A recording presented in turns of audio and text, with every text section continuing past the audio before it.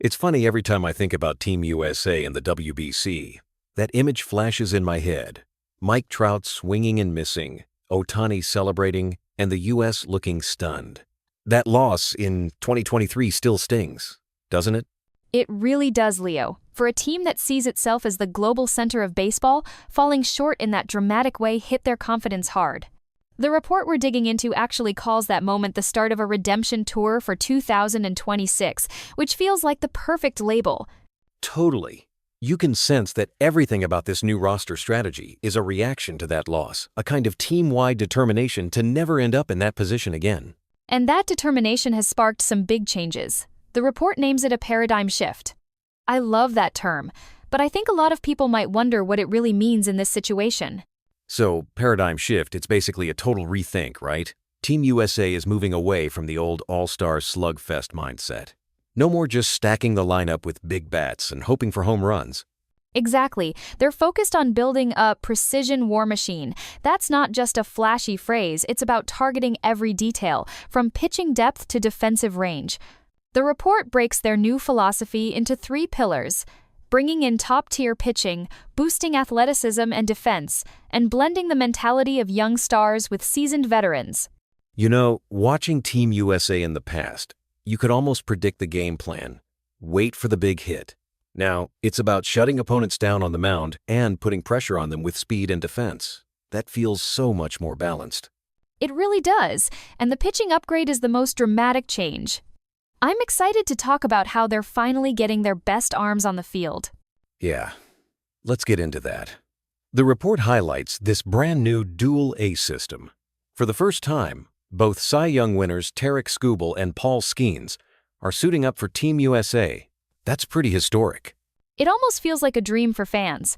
Skubal's dominance as a lefty is a tactical weapon, especially against sluggers like Ohtani. And then there's Skeens, whose fastball just explodes out of his hand over 100 miles per hour, and he's not even 25 yet. It's wild to think that with Skubal and Skeens, Team USA can basically own the first 6 innings of any matchup. But as anyone who's watched tournament ball knows, games can turn fast after the 6th. That's why the bullpen is so crucial.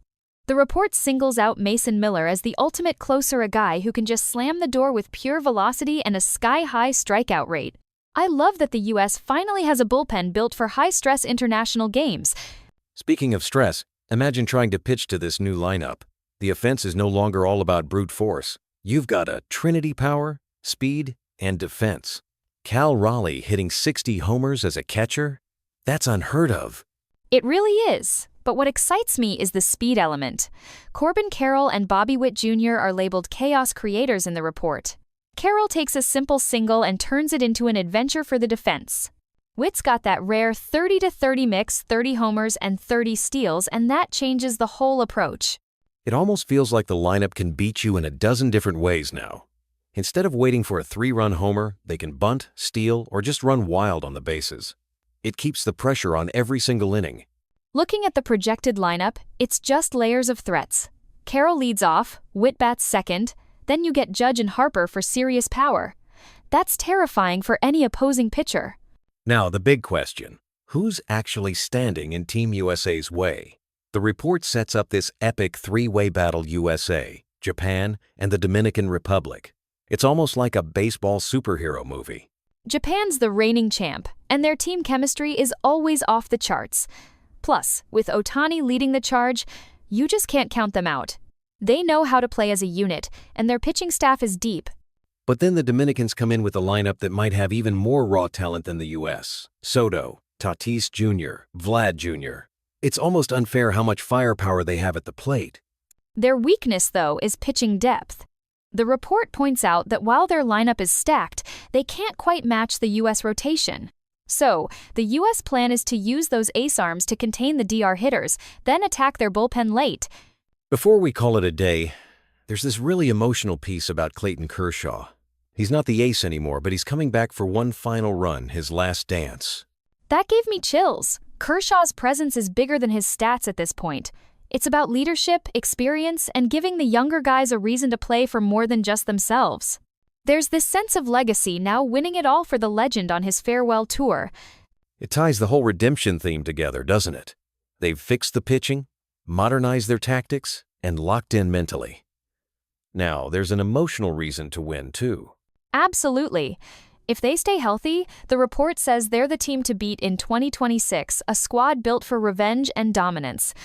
I honestly can't wait to see how it all plays out next March. Before we sign off, let's do a quick vocabulary review for our listeners, some key baseball terms we tossed around today. Yeah. So we covered paradigm shift, a major change in approach; southpaw, a left-handed pitcher; chaos creator, someone who disrupts the defense with speed; and bullpen, the group of relief pitchers who come in after the starter. Thanks for listening, everyone. This has been the Baseball English Show, and we hope you're as hyped for the 2026 WBC as we are. See you all next time, and until then, play ball.